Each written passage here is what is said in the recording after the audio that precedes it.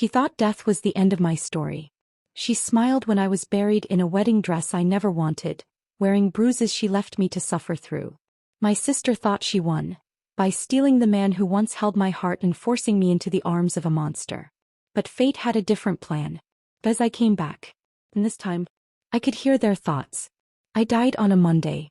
The sky was soft and gray, the kind that makes you think something is watching. My breath rattled against the cold tiled floor of the estate my sister gifted me when she forced me into marriage. Gifted like one might toss a bone to a dying dog.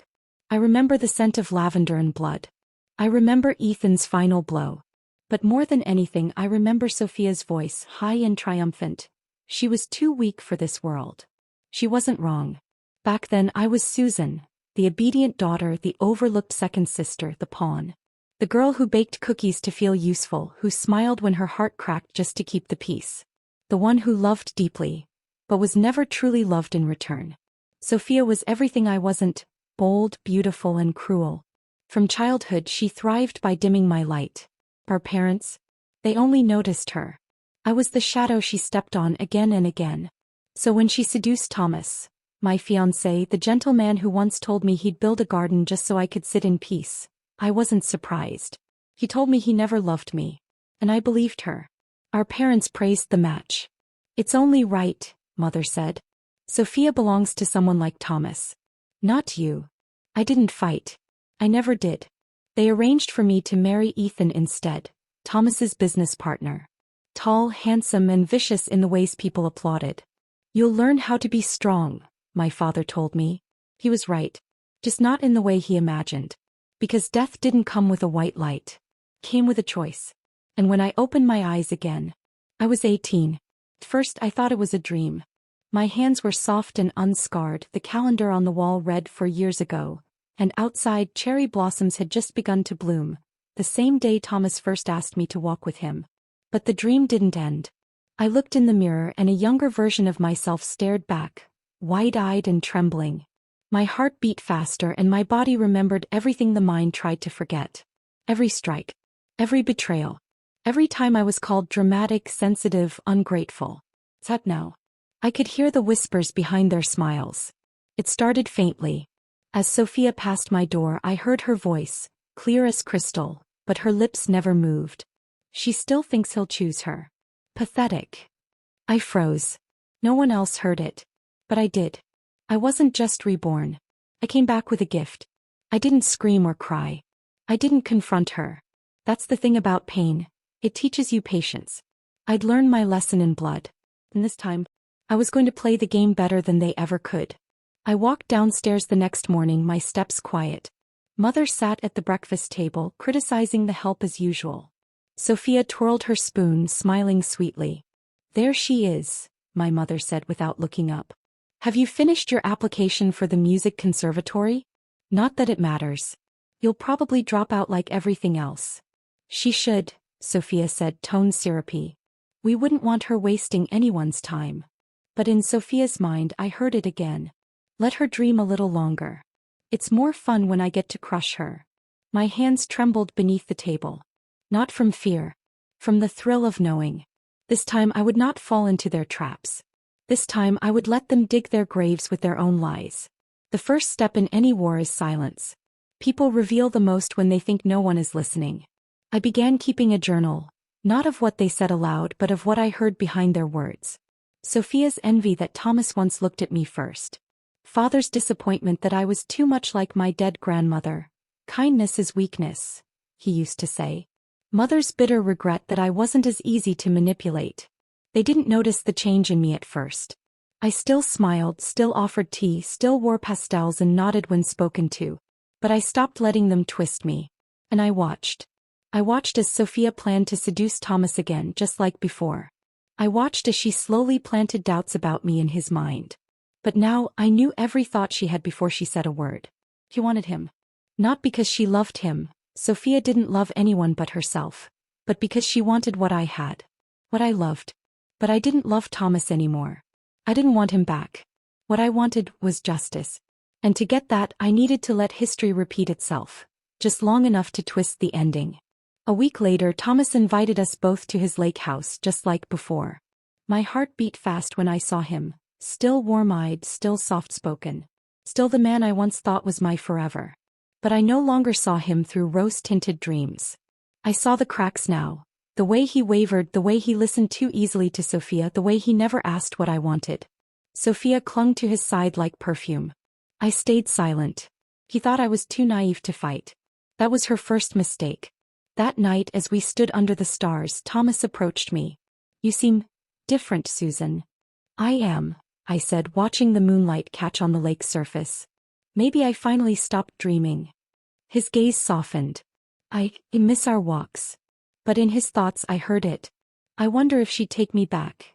If Sophia doesn't work out." And just like that, the last string of longing in me snapped. He was not worth what I had suffered. He never was.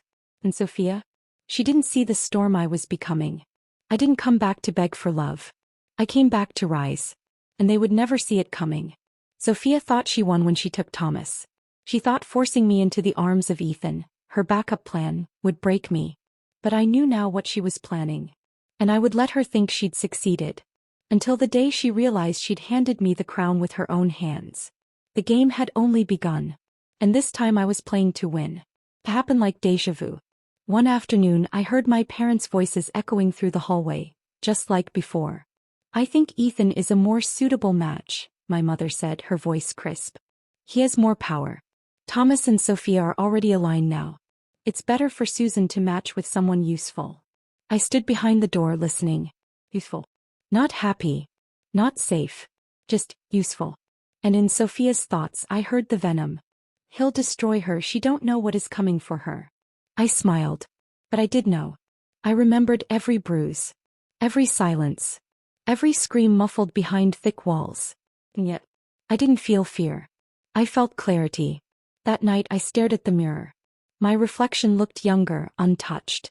But inside I was older, so much older. In my first life the thought of marrying Ethan made me cry myself to sleep. Now I stared at my own eyes and whispered, "Let her think she's winning." Because the marriage wasn't a trap anymore. It was my leverage. Ethan Blackwood. The name alone used to stir dread in the halls of the elite. A self-made mogul with a temper that left broken glass in his wake. They whispered about his ruthlessness, the mansion with no visitors, the women who never lasted. The announcement came fast. A dinner was held, quiet and controlled. Just family. Ethan didn't protest. He rarely did what he didn't plan himself. But I saw the calculation in his eyes when I walked into the room. He expected another passive bride. He didn't know I'd died once before at his hands. And lived to remember it. "I trust you'll be punctual," Ethan said as we discussed the date. I met his gaze. "Always. I don't run from fate." He stared at me. For a beat too long. And in his thoughts I heard, "What game is she playing?" Good. The wedding was fast, cold and clinical. No flowers. No family speeches. No warmth. Just a contract. A pen. And me standing across from a man who once ended my life. But this time I wasn't a trembling girl. I looked him in the eye. "Sign my name." And when we walked out as husband and wife I whispered under my breath, "This time I'm the one holding the leash." The mansion was the same. Marble floors. Long corridors. A silence so loud it swallowed you whole. But I no longer feared it. Because I didn't come here to disappear. The first night in the mansion I heard Ethan's thoughts for the first time. "She's not trembling." Good. I hate weak things. Why does she smell like lavender and storms? This isn't the same girl they promised me. Struck me like a jolt. He didn't recognize my fear. Because I wasn't giving him any. And that, more than beauty, more than obedience, was what fascinated Ethan. He didn't speak much during dinner. Just watched. His fork moved with precision. Every gesture, every breath was control. But I caught it. A flicker in his mind. Who is she really? I wasn't just living in his home. I was studying him. Listening when he walked past, hearing the thoughts he never voiced. He was angry most of the time. But not at me. At them. They forced this match. Sophia's lies were thicker than poison. They think I'm too cruel to care. That last one caught me off guard. So Ethan didn't want this marriage either? He was just bound by it. Like me. The next morning I brewed his coffee the way he liked. 2 sugars, 1 cream. He narrowed his eyes when I said it before him. Who told you how I take it? I shrugged. I pay attention. He said nothing. But in his mind, she notices things. I hate that. I like that. Damn it. A slow smirk tugged at my lips. I was getting under his skin. Perfect. Days passed. I did not flinch. Not when he raised his voice during a call. Not when he broke a vase in the study. Instead, I entered with a broom, swept the shards, and said, "You missed a corner." He stared at me like I'd spoken Greek. That night, I heard his thoughts again. She doesn't fear me. She's not stupid, is she dangerous? And slowly he began testing me. Leaving sharp words. Lingering glances. Probing questions. And I answered each one with calm steel. One evening, during a thunderstorm, the power cut out. I was in the library, barefoot, a candle in hand. Ethan appeared behind me, his frame tall in the lightning flicker. "You're not afraid of storms?" he asked. I looked at him. "I've lived through worse." His jaw tensed. "Like what?" I turned to the window. A wedding. Silence. Then, something shifted. Not in his voice. In his mind. Who heard her before me? Why does that make me furious? That was the night the monster looked human. He didn't touch me. He didn't threaten me. He walked away. Quiet. Conflicted. That was when I knew. He wasn't the villain Sophia made him out to be. He was the weapon she tried to aim at me. But she never learned the first rule of war. Never hand a loaded gun to the girl you buried. Days later, Ethan called for me in the rose garden. I'd avoided it before. Roses reminded me too much of funerals. But I followed. And found him kneeling beside a wilted bush. "She used to come here," he said suddenly. "Sophia." My hands froze. She wanted to impress me. Said she loved roses. But she never watered them. Just took pictures to post online. He looked up. "Do you love them?" I paused. "They're beautiful. But they bleed when you touch them wrong." He smiled for the first time. A real one. "Like you." I stared at him. "You think you know me?" "I want to." But his thoughts betrayed him. "I've never met anyone like her. If she wanted to ruin me, I'd let her. God help me, I want her to." Ethan Blackwood was never meant to be my salvation. But in this twisted second life, he became my unexpected ally. I didn't fall for him. Not yet. But I saw the beginning of something more dangerous than hate. Mutual respect. And when you earn a monster's respect, you make him your sword. Sophia thought she fed me to a beast. But what she did was give me a throne. And this time when I rise, he'll burn down kingdoms beside me. Invitations were sent under Ethan's name, not mine. It was a Blackwood business gathering, an elegant dinner designed to flaunt power and renew connections. Sophia's name wasn't on the guest list. But she came anyway. Because of course she did. When I saw her name among the arrivals, I didn't flinch. I simply added another line to the chessboard inside my mind. "Your sister's coming?" Ethan asked, pouring himself a drink. "She doesn't miss opportunities," I replied lightly. His eyes lingered on my face. "Should I uninvite her?" I smiled. "No need. Let her walk in thinking she still owns the room." He watched me for a long moment. "You scare me sometimes." "Good," I said. "Fear keeps people honest." The Blackwood estate gleamed that evening, floor-to-ceiling crystal chandeliers, candlelight dancing across silverware, music drifting softly from a live quartet in the corner. Ethan looked like he was carved from power in his black suit, and I wore a deep emerald silk dress that left whispers in its wake. I could feel it, how people noticed me now. Not as the quiet, timid wife of a cold billionaire, but as someone who made even the monster seem tamed. We stood together as the guests arrived. I smiled, I listened, I nodded. And then, she arrived. Sophia waltzed in with a confidence she wore like perfume, loud, intoxicating, and overdone. She wore a champagne-colored gown that shimmered too aggressively as if it begged for attention. Her eyes found me instantly. She didn't blink. She wasn't used to seeing me this way, head high, no tremble in my voice, a hand gently resting on Ethan's arm. She walked over with a sweet smile that cracked beneath the surface like thin ice. "Susan," she breathed. "You look different." I tilted my head. "So do you?" "New fillers." The room went still for a second too long. Ethan's lips twitched into something dangerously close to amusement. Sophia's smile faltered. Her eyes flicked to Ethan, who hadn't moved away from me. He tried to cover. You two seem cozy. I didn't think he liked company. He doesn't, I replied. But I'm not company. I'm home. She flinched. And in her thoughts I heard it. She's not supposed to sound like this. What the hell happened to her? Dinner was served in the East Wing, under a vaulted ceiling with candlelit chandeliers. Guests buzzed around us, but I kept my eyes on Sophia, watching her unravel in slow motion. She seated herself across from us, forced to watch me in the position she thought she'd claimed. Ethan, ever observant, leaned in. Is she always this obvious? She's used to playing checkers, I said. I play chess now. He gave a low laugh that made Sophia's jaw tighten. Every moment of silence between them grew heavier, more telling. I heard Thomas recently ended his engagement, Ethan said suddenly, eyes on his wine. Shame, isn't it? I could feel the tension spike from across the table. Sophia's voice was honey-dipped. Oh, I hadn't heard. But her thoughts screamed. No, no, no. He wasn't supposed to say that here. In front of her. Why does he know? Did Susan tell him? Of course I had. I leaned back, sipping from my glass.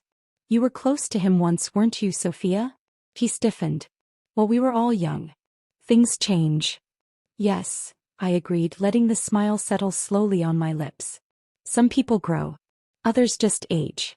Ethan placed his hand lightly on mine beneath the table as if to say, checkmate. After dinner, the guests wandered into the garden for dessert and drinks. The air was cool, crisp with jasmine, and the lanterns flickered like fireflies. Sophia cornered me near the fountain. What the hell are you doing? She hissed. I tilted my head, all innocence. Enjoying the evening. She stepped closer. You're playing a game you don't understand, Susan. But I do understand now, I murmured. That's the part you didn't expect. She narrowed her eyes. You think Ethan cares about you? He'll chew you up. I smiled, slow and dangerous. Then I'll bite back. He blinked, stunned. And then I leaned in, dropping my voice. You handed me to him thinking he'd destroy me. But look at me, Sophia. I'm not broken. I'm wearing diamonds, standing beside the most feared man in this city, and I'm not afraid of you anymore. Her lips parted, speechless. For the first time I saw it. Fear. Real bone-deep fear. Because she knew. I wasn't the weak sister anymore. Ethan found me afterward, alone near the rose arches. He handed me a drink. She looked ready to murder someone, he said. I'd like her to try, I replied, taking the glass. He studied me. Why do you want her to hate you this much? I looked up at him. Because if she hates me, she's watching me. And if she's watching me, she won't see what I'm really doing. And what's that? He asked, voice low. I turned my gaze toward the stars. Rewriting the story. He was quiet for a long moment. Then, almost reverently, he said, You're not what I expected. I know, I said. In his mind, I heard the truth. I don't want to hurt her anymore. God help me, I want to protect her. Later that night, in our bedroom, he stopped in the doorway. You're not afraid of me, are you? I met his gaze in the mirror. No. I was afraid of dying without ever being seen. He stepped closer. And now I'm the one watching. His hand brushed my shoulder, gentle, almost tentative. Sophia doesn't know what you've become. She will, I whispered. Soon. And in his mind I heard, whatever she needs, I'll give it to her. Even if it means going to war with her sister. The dinner wasn't just a gathering. It was the first move in a larger war. Sophia came in expecting to gloat. She left shaken, unsure, and angry. But that was just the appetizer. Because I wasn't just taking back what she stole. I was making her watch me thrive with the very man she tried to use as a weapon. And this time my smile was no longer for peace. It was the sharpest blade I owned. The morning after the dinner, Sophia sent roses to the estate. 12 white ones, pure, sharp, and symbolic. No note. No name. Just a single line written in perfect cursive on a card. Even thorns look pretty in candlelight. I smiled as I tucked the card into the fire. Ethan had noticed the delivery, his eyes cold. Trying to rattle you? She thinks roses still scare me. He arched an eyebrow. Do they? Only when they come from her. He leaned in, brushing hair from my shoulder, his voice a whisper. Then I'll make sure she never sends them again. By then word of the dinner had spread like wildfire. Sophia hated that I was suddenly visible. Admired. And perhaps worst of all, untouchable under Ethan's shadow. So she did what she always did when she felt threatened. She played dirty. I wasn't surprised when I received an urgent call from a charity board I'd just joined. Something about missing documents and unauthorized donations linked to my name. A clever scheme. A forged trail. Subtle enough to raise doubt. Loud enough to cause embarrassment. It had Sophia's fingerprints all over it. Ethan was in his office when I came in, the air still with tension. "They're accusing me of embezzling," I said calmly. He didn't look up from his computer. "Who's they?" "The Board of Elysian Hearts." His hand stilled on the mouse. Slowly he looked up. "That's the same board your sister donated to last month." "Exactly." He leaned back. "Let me handle it." I hesitated. "You don't need to." "I'm not doing it because I need to," he said, his voice steady. "I'm doing it because I want to." And in his thoughts I heard, "She's not going down for this. Not while I can still burn it all to the ground." 2 days later, Ethan walked into the board meeting uninvited. He wore midnight black, confidence stitched into every inch. The board members straightened in their seats. Whispers rose. "Mr. Blackwood?" the chairman sputtered. "This is..." Ethan raised a single hand. "Your allegations against my wife are not only false, they're sloppy. I ran an internal audit. Traced every cent. The transaction you flagged as unauthorized." He turned his laptop around. "It was processed using Sophia Whitmore's IP address. From her private office." Gasps. One woman's hand flew to her mouth. Another stared at the screen as if it had slapped her. "Now," Ethan continued smoothly, "if anyone here would like to retract their accusations, I'm sure my lawyers will appreciate your promptness." Silence. Then the chairman cleared his throat. "Of course. Our deepest apologies, Mrs. Blackwood. There must have been a mistake." "No mistake," I said, standing beside Ethan. "Just a familiar pattern." As we walked out, Ethan's fingers brushed mine, barely noticeable but electric. "You didn't have to come," I murmured. "I know," he said. "But I couldn't stay away. Sophia called me that night." I didn't answer. She texted instead. "You think he'll protect you forever? Wait till you disappoint him. He'll crush you like the rest." I stared at the screen for a long time. Then I replied, "You already tried that. And I'm still standing." Her response was instant. "You're not standing. You're just in his shadow." I didn't reply. Because I knew something she didn't. Ethan wasn't casting a shadow. He was clearing the path. Later that week, Ethan joined me in the garden. He rarely left the office during the day, but today he looked different. Lighter, as if something had lifted. "I bought something," he said casually. I looked up from pruning. "Another company?" He chuckled. "No. A painting." "A painting." He pulled out his phone, turned the screen toward me. It was a delicate piece. Stormy skies, soft light, a woman walking alone on a cliffside, her hair blowing behind her like fire. "It reminded me of you," he said simply. I didn't speak. But in his thoughts I heard. Alone. Beautiful. Dangerous. Strong. That's her. That's Susan. I wanted to say something. I wanted to ask what we were becoming. But the words stayed behind my lips, caught between old wounds and new fire. Ethan didn't press. He just sat beside me, our silence soft with unspoken things. And in that moment I realized something that scared me more than my sister, more than my past. I was starting to trust him. Not because he'd earned it, but because for the first time in my life someone was choosing me without asking me to shrink. Sophia, of course, couldn't let that stand. So she went further. She leaked photos to the press. Old, edited shots from a drunken college party, twisted to make it seem like I'd once stolen from a friend. She even fed anonymous quotes to gossip columns, calling me a gold digger who trapped Ethan into marriage. The headlines were brutal. The comments worse. But when the articles came out, Ethan did something she didn't expect. He posted a photo of us, just me laughing in the kitchen, no makeup, flour on my cheek. And the caption? "Let them talk. I know the truth." The internet exploded. Not with hate but with praise. Admiration. Suddenly I wasn't a scandal. I was a mystery. And Ethan Blackwood? He just made it clear I was untouchable. Sophia showed up at our gate 3 days later. I met her at the front door, calm and composed. "You used to be nothing," she spat. And yet, I said softly, you can't seem to stay away from me. You think you've won? I tilted my head. You haven't even seen what winning looks like. She scoffed. He'll get tired of you. Maybe. But even if he does, I'll still be standing. And you'll still be hiding behind lies. He tried to slap me. The hand never landed. Ethan caught her wrist midair. His voice was ice. Touch her again and I'll ruin you so thoroughly, not even your family will remember your name. Sophia yanked her hand back, shaking. You don't scare me. You should be terrified, he said. Because I used to ignore you. Now I see you clearly. She fled. And for the first time in my life I felt safe. Not because a man protected me, but because I had chosen the right time to let someone in. Sophia tried to drag me through the mud. But this time I didn't just walk away clean. I walked away shining. She thought Ethan would be my downfall. She never imagined he'd become my sword. Now she knew something dangerous. That I wasn't afraid of her. That I had power. And worse, that I had love growing where she tried to plant poison. The final step wasn't revenge. It was reclamation. To take back what she thought I'd never want again. Not just my reputation or dignity. But my future. My own name. And it started with the Whitmore Foundation Gala.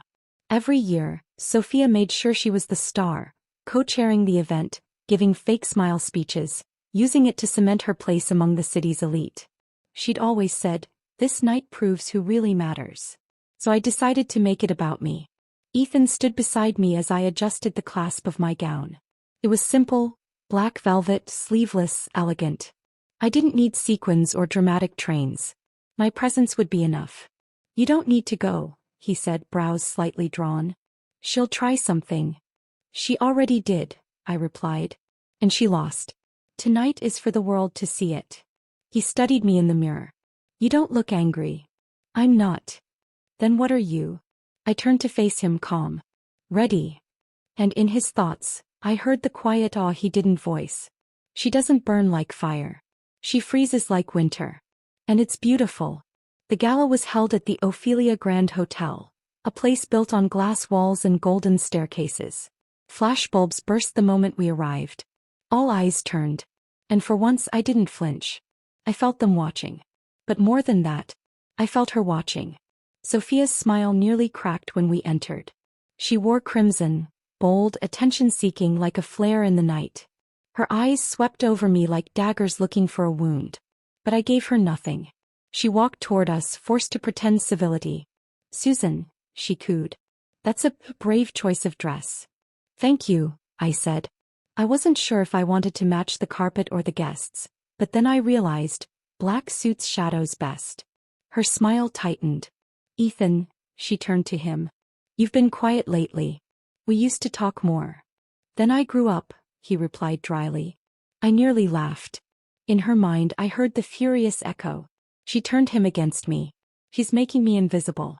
She thinks this is her stage now. And she was right. An hour into the evening, the event chair announced a surprise guest speaker. Me. Sophia's eyes widened in shock as I stepped onto the small stage, the lights casting a golden glow across my skin. Good evening, I began, voice calm and steady. Some of you know me as Ethan Blackwood's wife. But before that, I was the daughter no one remembered. The sister pushed aside. The woman called a decoration, not a person. Gasps rippled. Cameras turned. I was told I had no value unless it came from someone else's approval. But I stand here now not as a plus one. Not as a background name. But as the new chair of the Whitmore Women's Fund, effective tonight. Sophia bolted upright. That position had been hers.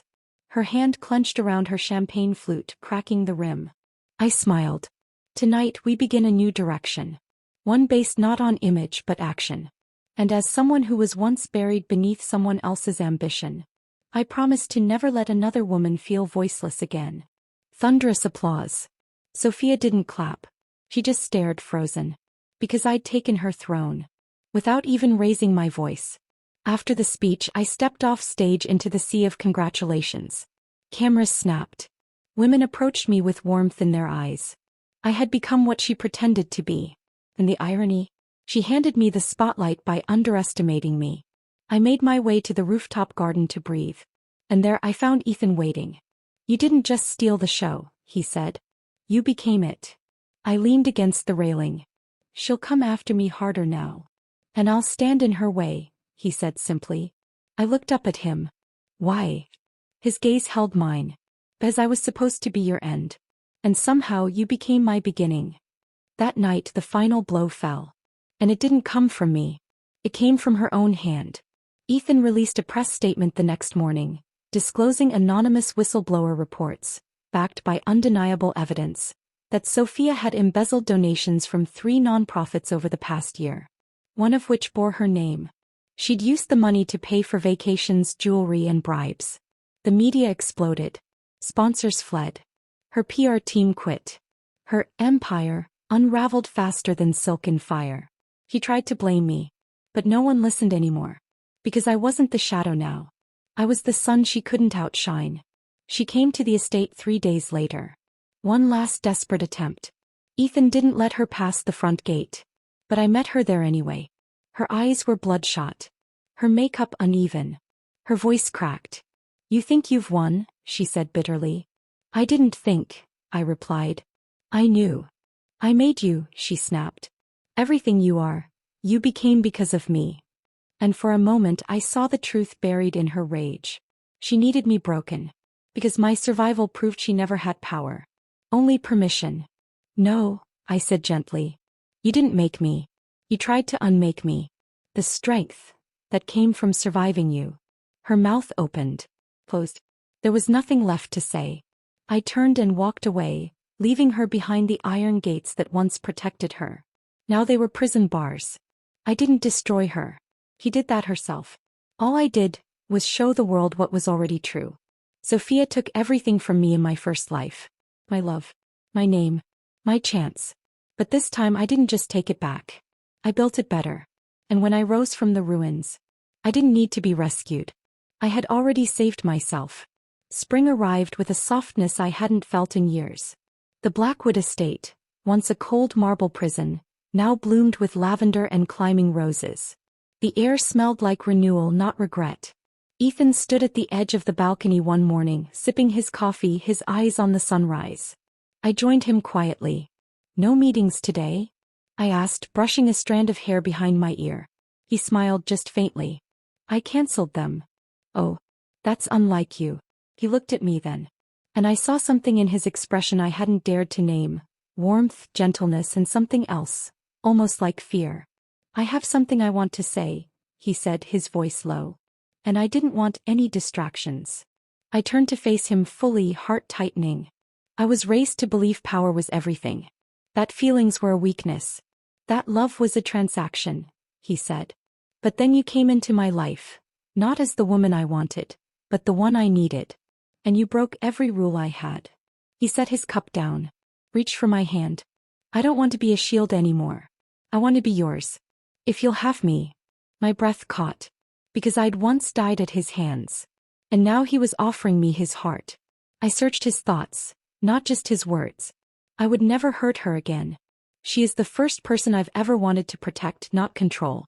Even if she walks away, I want her to know she's free.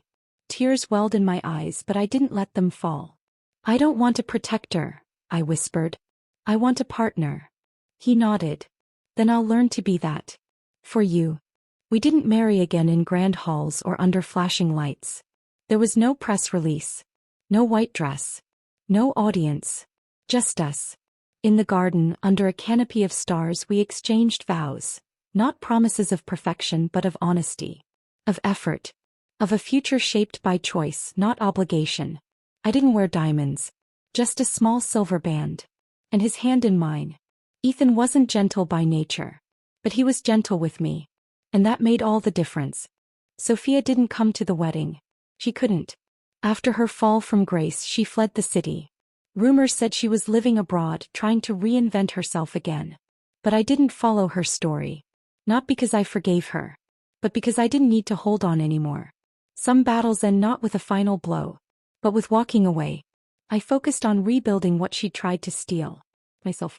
I founded my own nonprofit, the Rebirth Initiative, offering safe spaces and legal aid to women trapped in toxic marriages and family structures. The irony wasn't lost on me. I had once been exactly that woman. But now I had become the one reaching back with a hand. Ethan supported me quietly. He never tried to take credit. Never sought to steer my vision. Instead, he built us a home where silence didn't mean suffering. Where presence didn't come with pressure. At night we would talk for hours. About things we once buried deep. I told him about the first time Sophia locked me in a closet during a storm just to hear me scream. He told me about the first time his father slapped him for crying. We both came from poison. But we were planting something else now. One evening, months later, as I sat on the garden bench reviewing grant applications, Ethan knelt beside me, slipping a small box into my lap. "What's this?" I asked. "Not a ring," he smirked. "You already have one of those." Inside was a necklace, simple, elegant, and engraved on the back.